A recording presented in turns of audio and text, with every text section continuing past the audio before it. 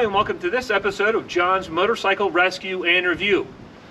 Today's episode is going to be focused on the front brake system. And I'll give you a little bit of time lapse, but what I did on the front brake system was I pulled this master cylinder and I did a complete rebuild on it.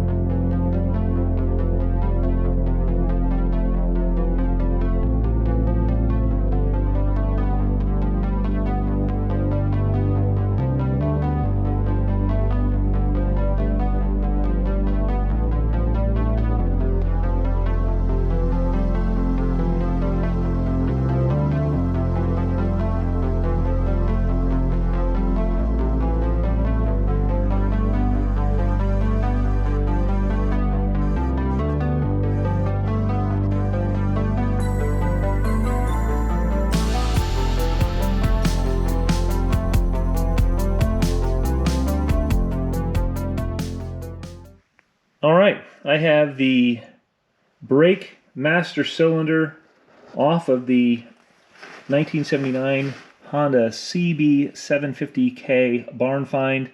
This is just gross. This is the insides of the master cylinder and the piston and everything. Just awful, and it's been leaking over time. And as you can see, now I've gone and removed some more paint manually, but it has removed or bubbled most of the paint on this master cylinder. The internals, not sure how well you can see, the internals of the cylinder there don't look bad. I'll do some more cleanup on that and get this thing ready to go. But this kind of stuff, this is why, just flushing out the fluid, which I had already done, flushing out the fluid did not clean the inside of this master cylinder. And so, this bike, it definitely needed to be cleaned and rebuilt. What I have here, I went ahead and picked up, this is a K&L rebuild kit, and the part number on this is 32-1464. And I'm going to use this and actually rebuild the internals, and that way everything's new. I don't have to clean up that gross piston. I've got a brand new one in here and all the parts I need. New spring, it'll have better tension and all that good stuff. So I'm looking forward to having that on. I have currently repainted the front brake master cylinder. I took that down to bare metal, and then I've just got paper stuffed in the ends there so it doesn't, the paint didn't get on my threads. But I've repainted that, and I've got a rebuild kit that's about to go in it. Once I put the rebuild kit in it, I will go ahead and mount this back on the bike. But this is honestly, I'm waiting for brake pads, but this is going to complete a thorough front brake upgrade on the CB750K. Okay, as you can see, I have the brake master cylinder stripped down and repainted. That is ready to go. If you do this job, I blocked these off with pieces of paper. I just took paper towel, rolled it up, and put it in so I didn't get paint on my threads here. And that goes for really every place where you have an opening. So this is ready to go. I'm going to start the rebuild process here, and I'm going to put it in time lapse for you.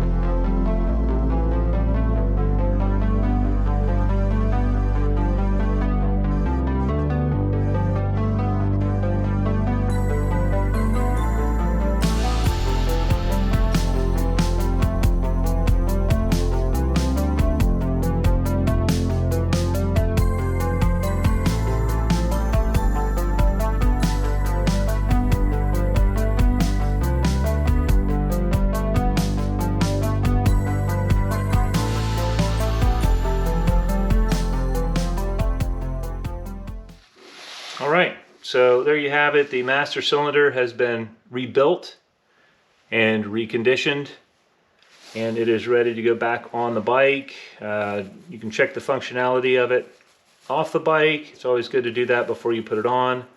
Everything functions like it should. It's returning normally. I have the bolt here that is going to pinch the banjo bolt on the brake lines. And what I'm going to do, these washers are crush washers, so they're only designed to be tightened down once. So with the Spiegler brake lines, I have brand new washers. If you're putting this through the banjo washer, the banjo fitting, you put a washer on, then you put the banjo fitting on, and it should cover this hole, and then you put the next new washer on, and then put it into the master cylinder. You do the same thing on the other end at the brake caliper. These should basically sandwich the banjo fittings. And while I was doing that, I thought about it. I was waiting for some electrical parts, and I thought, you know, I might as well go through the whole system and update it while I'm waiting on other things. Just make sure the bike is safe and really bring the whole braking system on the bike up to modern standards, up to the safety of the modern stuff. So what I did was I ordered a set of the Spiegler steel braided brake lines, and I have installed them on the bike. Like I say, I rebuilt the master cylinder, and I'll include part numbers for all of these parts. But I also replaced the front brake rotor with an EBC rotor, and I replaced the brake pads. Even though they had meat on them, they're still old. I replaced the brake pads with new EBC V-rated brake pads. So it's going to have good brakes. One of the main reasons I went ahead and did this at this point in the project, even before I've got it out on the road, is again, like I said, I wanted to continue making forward progress on the project while I'm waiting. And I also, this bike only has a single front disc brake, and just for safety, man, the vintage bikes can be really a bit treacherous because of the rubber brake lines degrade over time. It's just a great idea, and you know, again on the vintage project, it's probably the best money spent as far as a performance upgrade. It's the best money spent as far as a safety upgrade, is just upgrading your braking system. The front rotor on this was a little bit rusty. It was pretty bad surface-wise, and so where it looked like it had set out, maybe where the front wheel was in the weather a little bit, and so it had rust, and then a clean spot where the caliper was, and so it was really hard to clean up, and I didn't ever think it would clean up like it should to give good braking performance. And that's why I went with a new EBC rotor. This brake rotor is part number MD1052LS. And it's a direct replacement for the stock rotor, so all you do, pull your wheel, pull these 5 bolts out, pop the new rotor on, and you are ready to go. Another thing I'm going to do while I'm in there, I ordered Spiegler steel braided brake lines for this bike, and they don't make a direct kit for the bike, but it's very easy. I just laid the line out flat and measured from center to center on these eyes. Went ahead and got the black coated lines just because they look a lot more stock than just the traditional clear over the steel braided lines. But we are moving along on this project, and we will get this thing out on the road shortly, and I'll give you updates how the brakes work, how the electrical system works. I'm still working on that, and man, I'm just looking forward to getting this thing dialed in and enjoying riding it this summer. One more thing, I'll just cover this while I'm here. Again, I finished the front brake system up. While I was in there and had some of the front end apart doing that, I pulled my steering stem bearings out. I pulled my top triple tree off, and then was able to lower the steering stem a little bit and access the lower steering stem bearings and the upper steering stem bearings. and I cleaned those and repacked those with fresh grease, just because the grease in them had turned hard and it was old, and the steering had become notchy, and that's really unsafe when you're riding. So that is done. I'll give you some footage of that, what it looked like apart. But that's just another system on the bike that has been addressed while we're waiting for some parts.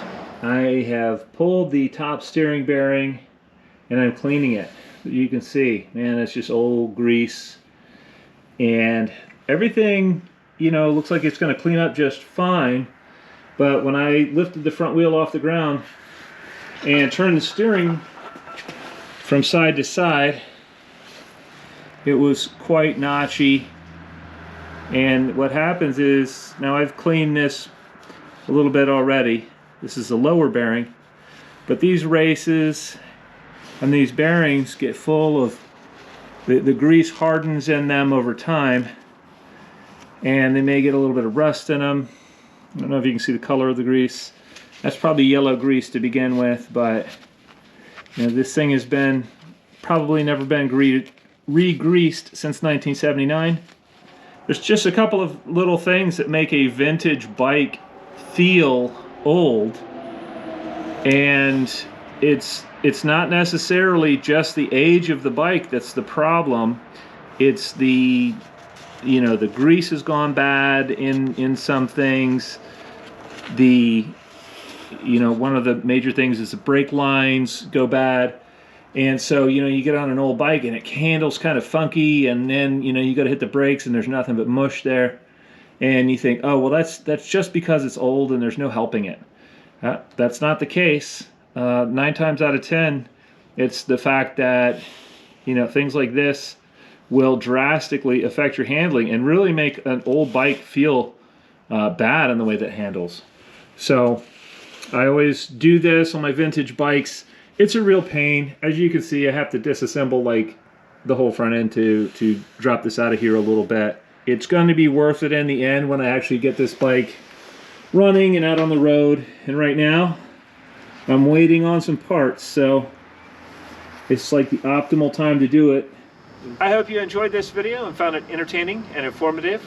And until next time, ride safe.